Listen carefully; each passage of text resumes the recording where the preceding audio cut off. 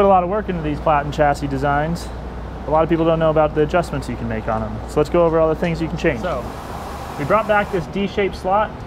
If you're on an AmeriBrade grinder, don't use it.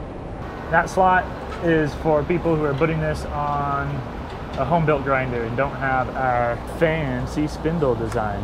Just loosen this bolt up in right here.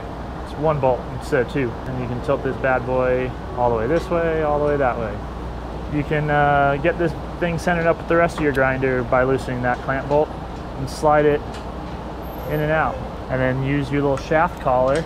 Right here, you got a little screw. You can loosen that, slide it against your arm, tighten that down. And then when you want to tilt it with this, you don't lose your centering position. Furthermore, loosen these on the side here, just in and out to be behind the belt, in front of the belt, flush with the belt, or you can just take it off altogether for doing slat grinding.